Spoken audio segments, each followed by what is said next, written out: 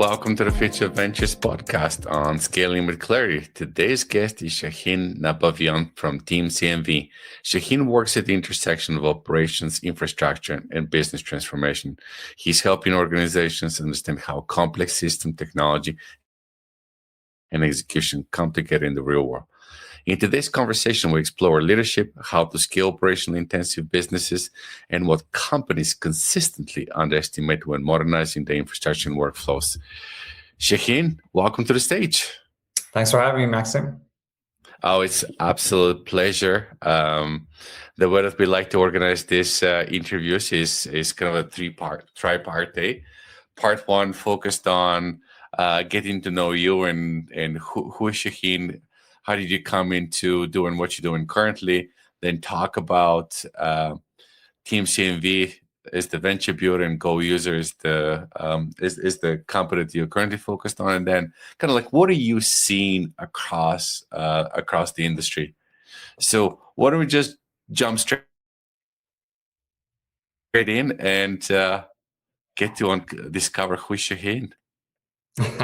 How long have you got? So I'm a computer scientist. Only 45 minutes. I am a computer scientist by trade. That's what I studied. I got a PhD in it.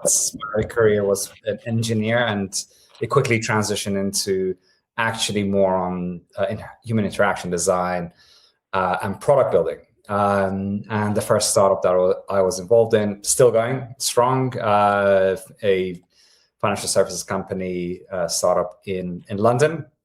And it was the first time I really enjoyed actually building companies. So I think it wasn't even just the products or building the teams. It's like, how do you kind of grow, a company? That's what I got really interested in and spent probably the best part of the last 10 years in building ventures myself or supporting other companies, even like doing venture building at Shell, supporting kind of mid-sized companies like the Economist Group, do transformation and build product teams, all those kind of things. And most recently, over the last few years, of course, we've been involved heavily in, obviously, in nascent technologies. That's where we specialize typically, me and my kind of co-founders.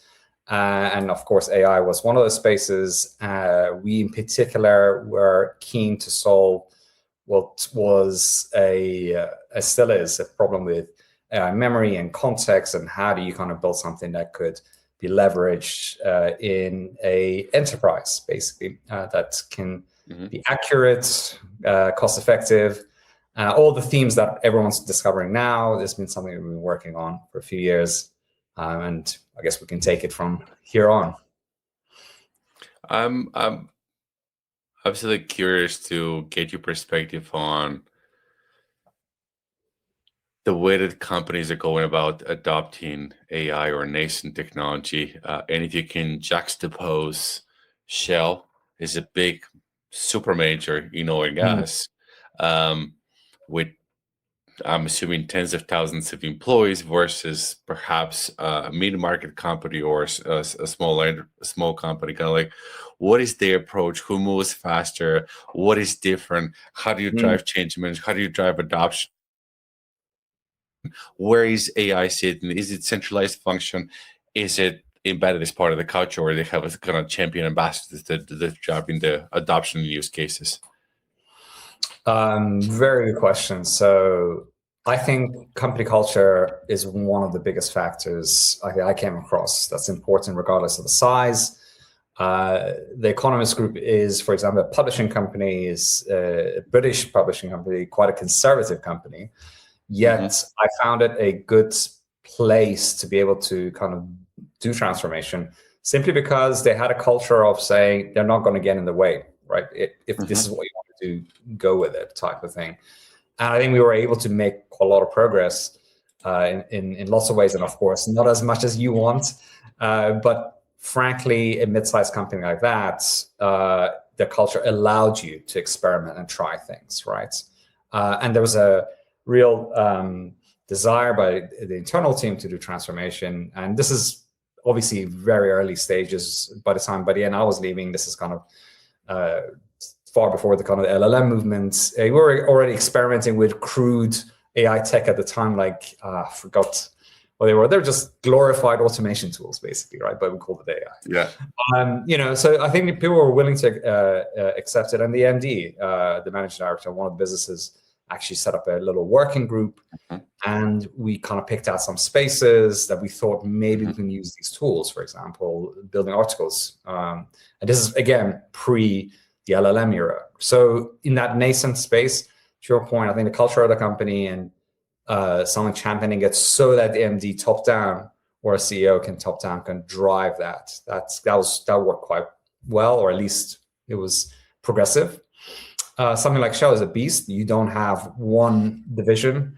It's fragmented, and again, it's really the area that I had some connections and work with was in the maritime part of Shell. So deep sea vessels and all those kind of things are already steeped in technology, and there, because they had set up like a venture building arm or product building arm that was much more experimenting with different technologies. It was easier to incubate ideas.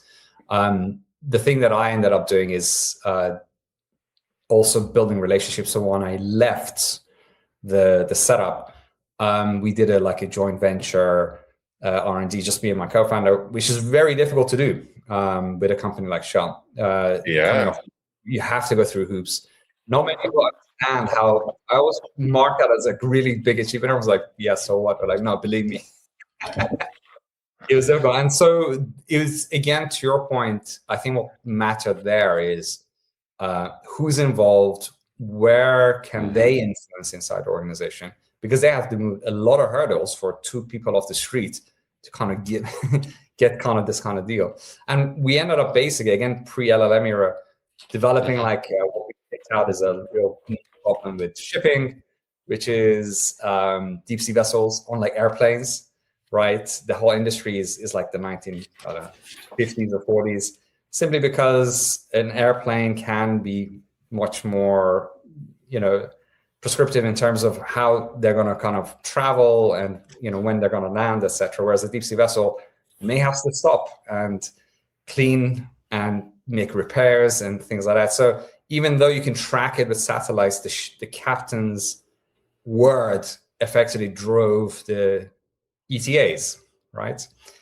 And so observing them sending email supports and someone going on holiday and not seeing an email, it was for me as a technologist, like funny. So we ended up experimenting with this very crude. We had to build our own pipeline of saying, okay, we can read their emails and extract what's an important data point and create an API and have onshore systems, for example. So this is the kind of thing, just to give you a snapshot of where a huge organization can start to be experimenting with different technology, go through the hoops, and see where they can take it, basically. Ultimately, I think it will be down to whether they can adopt these things en masse. And I think we're in a different era now. This is like a few years ago, even 4 years ago, it's completely different. Now. I mean, it's interesting to me. There is studies upon studies that are coming out that companies are not realizing ROI on their AI investments. And what I'm trying to square off is, how does this make sense? Like I know that in our company, we're a small company, just shy of 10 people, and we must have tripled our productivity in terms of what we're doing. We've built mini ERPs, everything is agentically automated. Everything, like from a conversation to a proposal, we can do in like 45 minutes with brand kits, with skills, like everything is enabled. So I just look at this and I'm trying to understand, why are companies struggling to realize the ROI when, this is personal example. We've built mini ERPs within 3 months that just the build of the ERP is the equivalent of 1 year of licensing that we would have had to pay. So I'm like, okay, I incur my cost in the first year, and then I have to maintain it, but it's custom built for me. I get to use it any way that they want. And so I just, do you have any hypothesis as to why companies are struggling to realize the ROI? Yes, I think that it comes down to a few aspects. One is what you're expecting the workforce to do is adopt different ways of working. And whilst you may have a certain percentage, and what I name, no, I can't name this company. I will name a European company making, let's say, over 100 million in terms of ARR, 300, 400 people, tech company. Looking at them from an inside, they are very progressive in trying to adopt, to your point. And I think it does take them, every company, maybe it's a headcount figure that goes every 50 employees or 100 employees, it starts to kind of become more and more challenging, where you're going to say, okay, here's a bunch of tools. What probably it hasn't happened is a very simple way for people to understand, I can, people are just deploying a chatbot and saying, hey, use it. And the main thing they've been trying to do is trying to make that chatbot safe in terms of the data that's in there. They're struggling with things like RAG and memory and how much they could put in there. But when I speak to them about building this company Brain, which is where Go-User started to go towards, I realize at the moment they said, look, we rolled these things out and there isn't much adoption because people are so busy doing their day job, and it's a fast-moving company, right? That they haven't had time to go, okay, how do I reinvent how this works, basically? Yeah. Right? How do I remanage it? So I think that particular company is starting to actually say, okay, we need someone to come in and own a new way of working or the process and start to get people to adopt it versus relying on individuals. That was one of the key observations that I had. And this is a progressive company. So then you go to the companies where the senior leadership is still not bought in. They read the headlines. They kind of bring in someone and says, well, we need to do AI. And perhaps they don't understand also the costs that are going to be associated, because even the savvy people who are using this stuff are paying through the nose by not setting it up correctly. So I think those are kind of a couple of reasons where people are not seeing the return on investment and maybe the adoption curve. I want to say there's resistance, but there hasn't been that much of a demand right now. But Claude is changing things, so that's a different topic. And I think we can talk about agentic stuff that are changing this year. Is this your favorite LLM company, or do you use many of them at the same time? I use many of them at the same time. Yeah, I'm constantly switching between things, and I think Claude is great at certain things. And I started with ChatGPT, so there's a lot of history and context there. I switched back between, I think I'm using that a little bit on some of the thinking stuff, whereas Claude has been more on the practical stuff. I use Gemini for a little bit more of the deep research, not perplexity. I haven't done much of that. So between these three and Notebook LLM, LLM are kind of the things I'm using at the moment. Yeah, I know, it makes sense. I echo your preferences. For me, ChatGPT is like if I want speed, perplexity, if I want accuracy. In terms of citations, Claude does almost everything.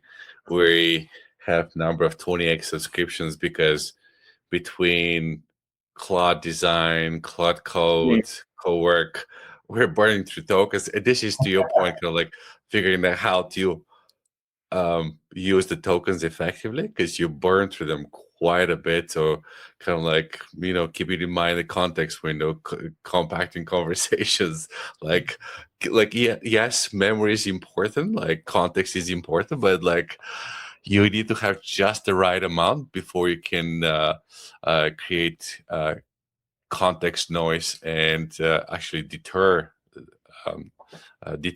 the response. Yeah, absolutely. It's very big. So, somewhat related question, and you talked about leadership and kind of their buy-in in terms of nation technology. What's your perspective on how the role of a founder or CEO or senior leader will evolve in the future? with the well, I mean, AI is what, 75 years old, but it's only been popular in the last 4.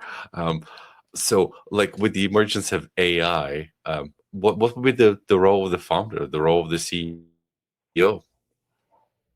The role of the founder and CEO, well, I think depends on the stages of the company, right? So I think 0 to 1 stage, the great thing is now you can do a lot more than you could before, whether it is to get the idea and concept and prototype and take it as far, or do the marketing parts, or everything that you kind of wanted. Always were like, I just need someone to help me out with this piece and that piece, all the blockers. So, and then there's a productivity side of, like, of course, if you're managing so many different things, set up a bit of a co-work, or some agentic work which manage your emails. All of those things really, really help. So in that respect, it's super helpful in that.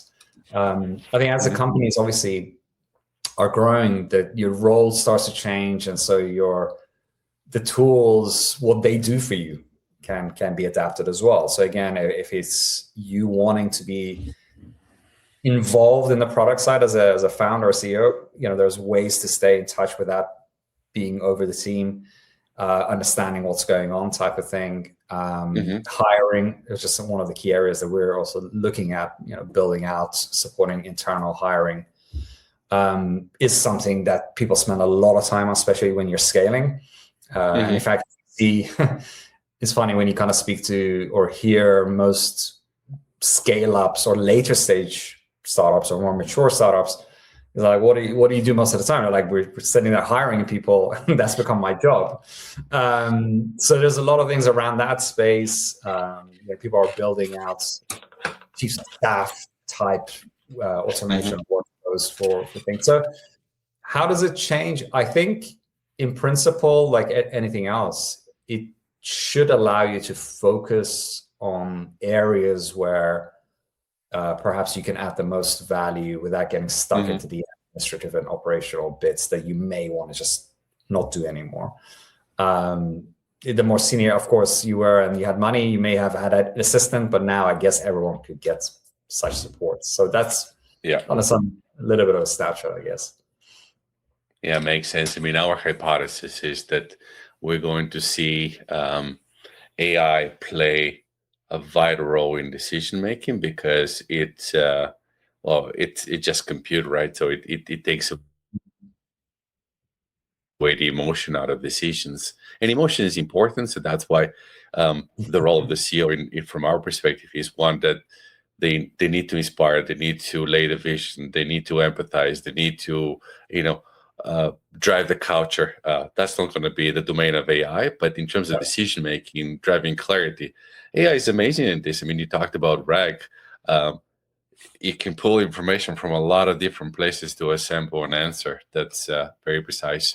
In that vein, I would love to get your perspective around, based on your experience. You talked about some of the use cases and automation, kind of like where it drives ROI, but like, what are the biggest operational blind spots that you consistently see inside growing companies, and what are the best use cases that companies should go and adopt first, be it hiring or anything else? Interesting. So I guess one of the biggest things that is challenging is the nature of data and where they live and all those kind of things. So if you want to leverage AI, that is something that you need to work towards from an infrastructure perspective. If the tools is kind of more on the also a learning curve for the workforce. We talked about this, but I guess some of the biggest problems have been the fact that you can't really get, so far, people haven't managed to get the terabytes or petabytes of data that is in the organization in a way that they can leverage it. So the models are there, right? The agentic tooling is there. People have to obviously work on the use cases for their companies. Some might want to improve their engineering, throughput, for example. So the real challenge is, how do you get all of this into a structure that you can leverage the right, again, we talked about this, which is the context, making sure that the costs do not go sky high. I'm sure if you're on LinkedIn now, the current trend over the last month is, we just spent 150K in tokens. We could have paid a 5K analyst, to do the job, right? So the challenge is, and I would say one of the key things is the infrastructure bits. We had looked at this a lot, and hence why we said, every company needs a brain. But even then, for us, when we're pitching it, to people, they're still not quite getting the challenge. So I would say that is for me where the biggest kind of blocker would be. Because once that is in place, you can get a group of people who are highly creative, understand a business, start developing things, and others go, oh, that's amazing, I could use that, for example. So from a context perspective, at least what we're seeing is a bit of a dichotomy. On one hand, we see companies that they would have somebody that's like deeply passionate. Like recently, we were working with a company. We had a business person, not even a developer, really passionate, had learned how to do Python coding, had adopted LLMs, and was writing these scripts that essentially were doing a lot of interesting work. But that's not common. More often than not, we are seeing companies that they're just kind of in analysis paralysis. They don't know where to start. So maybe this is a good opportunity for you to jump in and talk about Team CMV, kind of like what you're doing there, as well as Go-User, just to contextualize the conversation. Yeah. So Team CMV, I mean, CentricMind Ventures is the CMV part of it. So we, from about 2020, we started to do some venture building for ourselves, because previously it kind of worked, as I said, with other organizations. And we had created, so we had spun out an edtech, it was called Super Savvy Education. We had done the joint venture with Shell, for example. And our core aim is always to look at the current technology that's coming out and find use cases a little bit ahead of time, which is 100% risk, not even 99% risk, because the reality is, you have to work with a technology that's moving fast, and the market is often not ready. But if you can get it right first, that is probably the goal. So this is what we've been doing, and since about 2025. We focused a lot more on AI memory and experimented and content management. And then we came up with the notion that every company needs their own brain, and the brain being you got a whole bunch of unstructured data in the organization, and you need a way for it to be mapped and understood. And this is not RAG because it doesn't work. So how do you solve it? So this is what Go-User 2025 was. We started some design partners in different fields, different use cases. Some people had very unstructured data with phone calls because they were serving customers. Others, as I said, had terabytes, or I don't know, did I have petabytes of data? I can't remember. And so what they're struggling with is saying, okay, how do we, in a cost-efficient way, manage and structure this? So very extreme different use cases. The first one was just a startup, who has unstructured data, and another one, a company was much more mature. And that's where Go-User has been focused on. Now, more recently, over the last, say, the turn of the year, once we saw the agentic workflow, agentic kind of tools coming out, started to niche down, because actually we found it quite difficult, if I'm honest, in trying to get companies to understand, because we would have to go in and really do the forward deploy, not just strategy. I mean, not just the engineering part, but the strategy, because it's like the companies are not there yet. Perhaps what we're talking about is in about 6 months' time. And I noticed Y Combinator actually for this current batch, you will see AI brain for companies as one of the things they're looking out for, right? So it's just coming out as a theme. AI memory was there as a theme, but brain and how you structure it. So this is where we kind of started to focus on. As I said, But more recently, we're starting to verticalize it because we said, okay, this is very broad. We have very broad use cases. We're a small team. And what we're now positioning where the brain fits in is building like AI native systems that could run themselves as a collaborator in an organization versus a tool. And at the moment, we're experimenting in the AI space of kind of the people services within an organization. So everything that handles, hiring all the way out to onboarding and beyond. Also, workforce planning, etc. Because actually, we think that having an autonomous kind of a system that you don't need an ATS system, because the current model is you have a human operator and a tool, and we're getting to the point that actually you can have a system effectively with one or two people managing a full department, basically. And this is value for a lot of companies who just simply cannot afford to have an expansive team, for example. So you always get the founder operators or small business owners doing this. All the way to scale-ups who may be growing, but you really have under pressure one or two people trying to do the work of 10 or 20 people. So our evolution is still, our core is still brain, because the whole point about the moat of this for us is every company is unique. They have a footprint, they have a way of doing things. And you need to learn that in order for everything else to become valuable or useful to it. So that's the gist of kind of what we're doing. So, and I couldn't agree more with you. I mean, we when we thought about AI brain for companies, that was, I don't know, 18, 24 months ago, when we adopted a tool called Tanka. So Tanka was pulling conversation from WhatsApp, from Teams, from different conversations, text messages, information sitting on drives and things like that. But big companies or enterprise companies, typically they were approaching these by building data lakes. And so how would you recommend companies think about AI brain and kind of creating these institutional memories, institutional knowledge, and architecting retrieval augmented generation systems? Kind of like what should be their approach? Because to your point, precision comes from having access to the right information being labeled correctly. So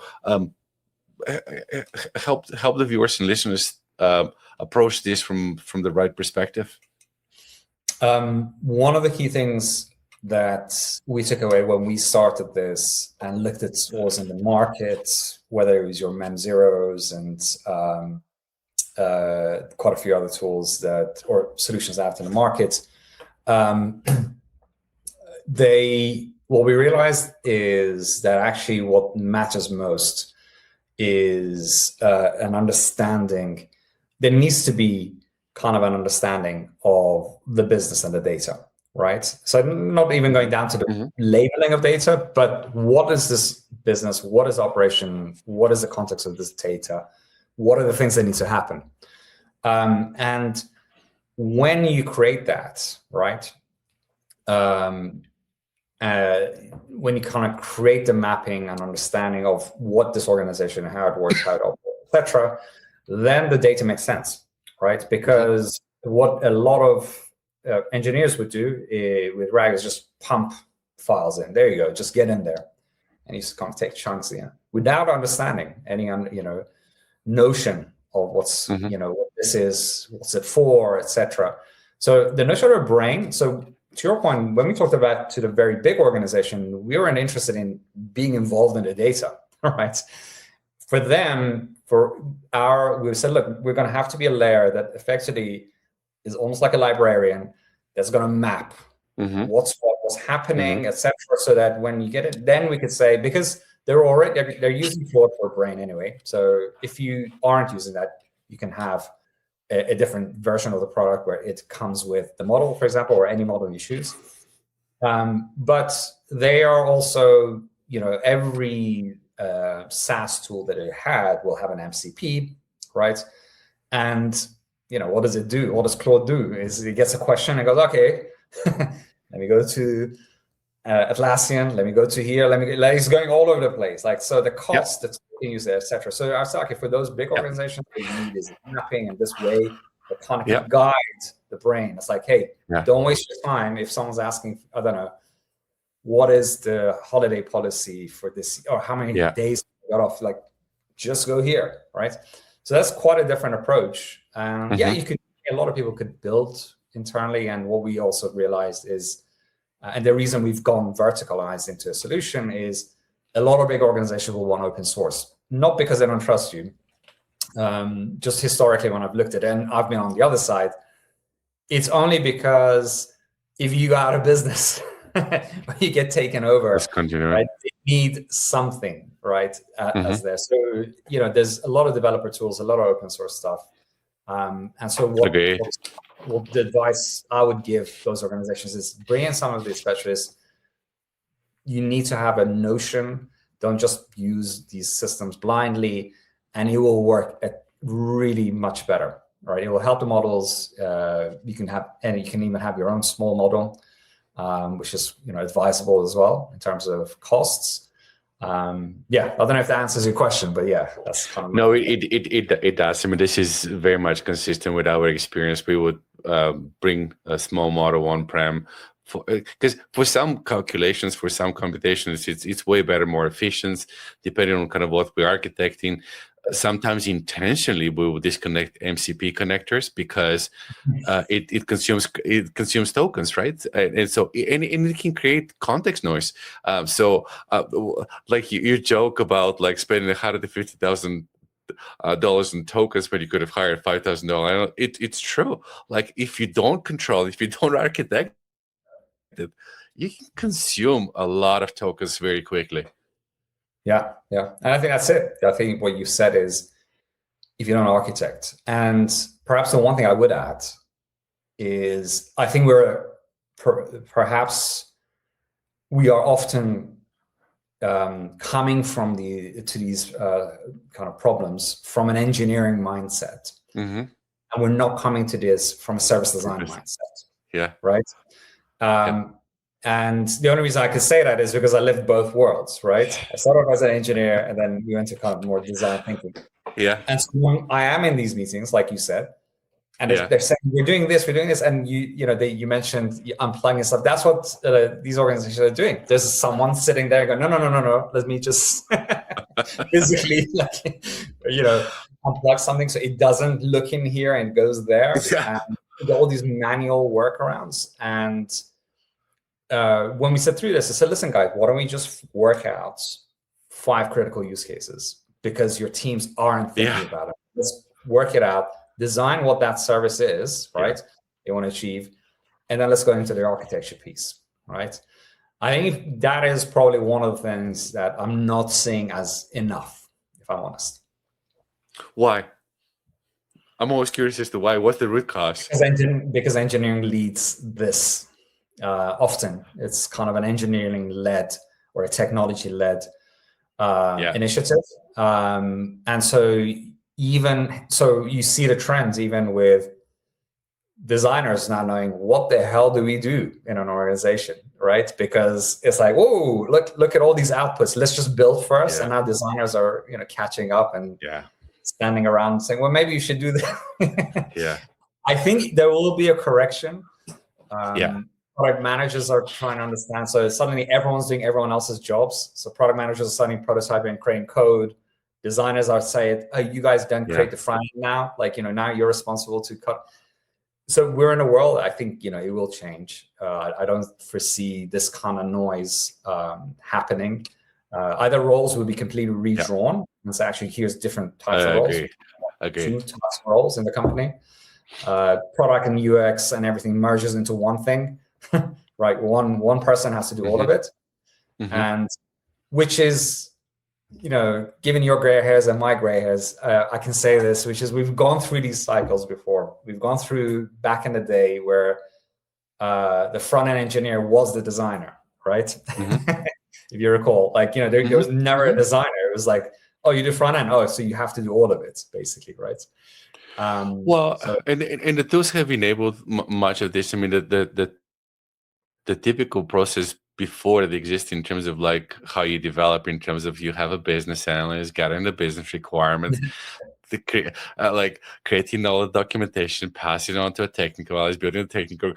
Like to me, this has all been compressed. I mean, even in my own personal, I'm a CPA by background. I'm a business guy. Yes, I've always been on the technology side, but like this year, probably 10 to 15% of my time is spent in Visual Studio, just coding. And so for context, there's a term that when I was with Deloitte that has really stuck with me is purple unicorns. So and the way that Deloitte refers to this is the combination of a person that's both business and technical. So I find that this will be continuously an increasing requirement of having people that have both technology predilection. If they don't have the technology depth, at least they have technology predilection and deep business acumen, because to your point, you have to start with the end goal in mind. What are you trying to solve for? And then you can make the technology do anything and everything, but you need to understand what you're trying to solve for. Yeah, 100% agree. I was one of the best engineers I ever worked with. Always had the attitude of, like, when I was in a meeting and then someone like a designer or a product manager will sit in the meeting and ask if something is possible. And I know exactly what that person is going to say. It's like, everything is possible. Like, it depends how much time we have, what do we have to do, what our constraints are, but you can build anything in principle. Yeah. Right? So you're right. I think that the art now is that there's something that's going to be timeless regardless of technology, which is, how good are you at identifying a real problem that you can execute towards really well, and then have the ability to just build such a good relationship with that customer that even if there's going to be other competition, that, those things I think are just going to be around forever. This whole thing about, I think we hear a lot now about distribution being the moat, or at least as critical. Yeah. But I think the one thing that people don't then talk about is the other side, which is once you have the customers, what is absolutely critical is back to anything that becomes, not uniform, because when competition, can catch up so quickly, in the end, customer experience, like, is going to still be the one, right? Because what's the difference? 100%. Why would I go with you? I love what I'm working with you guys. Why would I suddenly swap to someone else, right? Yeah. So again, I think we see these principles are never going to change. But the tooling and the processes are, maybe the personnel might be changing. Completely agree. From an ROI perspective, like for context, I'm based out of Calgary in Canada, and Calgary is like really the oil and gas capital of Canada. Like Nice. Alberta, in many ways, is like Texas. It's the richest province in Canada, very rich on natural resources. What are the highest ROI cases that you have seen in oil and gas? Whoa, I can't. Well, I got to dig back now into the shell years. I don't know. I'll be honest. I don't think I have a factual answer. The only things we're talking about from a technology perspective, or at least the type of technology, not like the technology. I guess the key thing that, and I've kept up with it, is improving things like just the efficiency of getting to a port, as you know, is a huge problem in that space, right? Which is, the traffic, the mismatch, and a lot of it is around just inefficiencies of operations that sit within a port. So for your listeners who don't know this, you have ships burning oil to just get to a destination port, let's say going from Texas to Rotterdam, say. And then they get there and they go, no, you can't come in. You got to wait here for 4 days, 5 days. You burned all that oil, because we have an issue, not an issue, but there's so many different parties in a port that don't communicate data, etc. And this was one of the biggest things that they're trying to solve. If you improve data sharing, use AI for managing all this, you can get people coming in and out and reduce carbon emissions and, of course, costs for a lot of these things. I think that would create a lot of ROI for the industry. I'm not yet sure, because the industry is so fragmented. You have so many shipping companies, so many within the ports themselves, so many different parties. I don't know if it's solved yet, but I think that would be a huge use case to solve. Yeah, a couple of years ago. No, for sure. I mean, this is very true. A couple of years ago, we implemented a system, European company called Ocean Smart, to deal with this. It's kind of like, when do you dock? Like, you have 24-hour window to load products, so you have to be in and out, like kind of like managing the schedule, the logistics around this. Because what you described is 100% spot on. Absolutely. It's complex and it's costly. Like, for a small company, this may not be an issue. For big companies, like it's 7 figures that quickly adds up. 100%.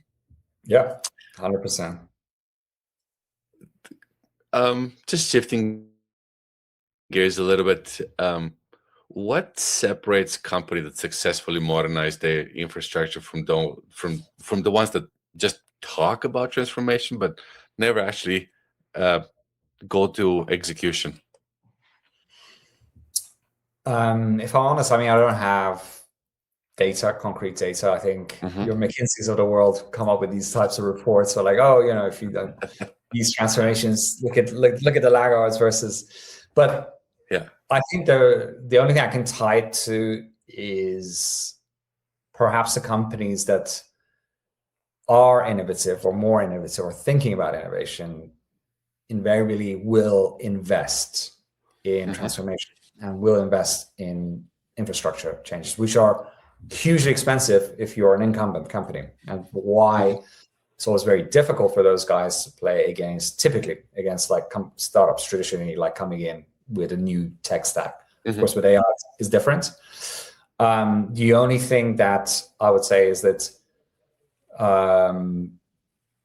the question for me may not be just infrastructure. Is their mindset and the strategy for innovation? And I think that leads to the correlation, in my opinion. And as we know, then the reference point is easier. Companies who innovate versus the ones who stand still. The class everyone talks about your Kodaks and your Blockbusters and everything, but those are examples of companies who didn't invest in infrastructure, for example, right? In the case of, let's say, Blockbusters, and I think they went late into it. They could have bought Netflix and all those things. These are stories everyone knows about, but I think it goes to your point. It's not a technology question. Again, your technology will say we can do anything as long as we know them. As long as you give us the budgets, the remit, and the timelines, we can do it. I wouldn't mind just double clicking on those two companies and getting your perspective, because I mean, in the case of Kodak invented the digital camera. In the case of Blockbuster, they actually were working on a competing product to Netflix, and that's why they refused to buy or decided to pass on. So it's not like they were blind. They clearly had the foresight to invest in innovation and R&D. What do you think prevented these companies from actually seizing the moment? You talked about distribution, we talked about velocities, the moats. Kind of like, if you parlay this into the current era, kind of like, what should companies do, or how should they think about innovation, R&D, and position themselves for the future? Be forgiving of the CEO, I would say. Mistakes are human. Well, I mean, the one thing I learned about transformation, right, is not a technical challenge. It is a shareholder challenge for a lot of the boards. So for most companies, especially if they're publicly traded or very big, as you know, the board really is there to make sure that shareholders get their return. And transformation is slow. Like, building infrastructure traditionally is slow. There's a lot of risk to it. What's the gain? Like, we swapped this and,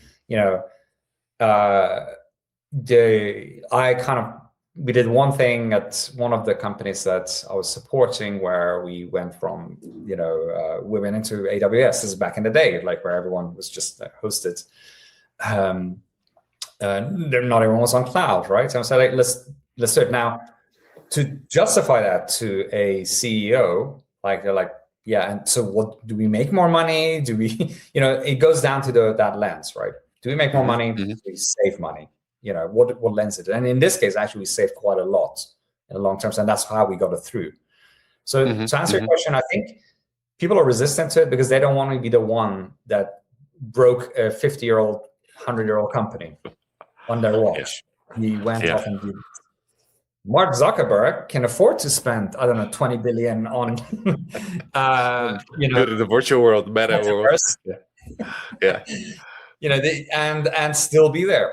Not every CEO, not every board has that. So when I said you have to be forgiving, you have to bring in a CEO who has the mindset, maybe the experience of taking a company, right? So if you are a company in a traditional industry, the advice I would give is try to hire a CEO who comes from a different industry or from a technology industry that can help you move forward. Have a capable COO who knows how the current business works, and together, let them drive it. Basically, that's my 2 cents.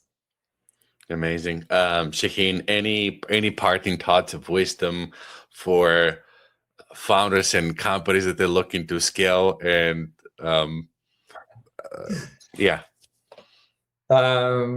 just, I guess, keep on experimenting, but I guess it's experimenting, with the word escapes me, right? Do the experimentation with a view to trying to roll it out, not just for the sake of it, right? And I think probably getting your hiring right for this is very important. Getting the right people in the company will help you with that, because in the end, I think what we probably, to summarize what we talked about, is we think that the technology is not going to be the problem per se, but you need the right people, the right strategy, the right kind of culture to be able to do it. So I think that's being the last takeaway from this. That's awesome. Love the conversation. Where should our viewers and listeners follow you? How should they get in touch with you? I am absolutely awful at talking about the work, but I will maybe send you some links that we can share. Okay, we'll drop them in the show notes. Shahin, it was an absolute pleasure having you on the podcast. Thank you for having me, Maxim, and great to speak to you. My pleasure.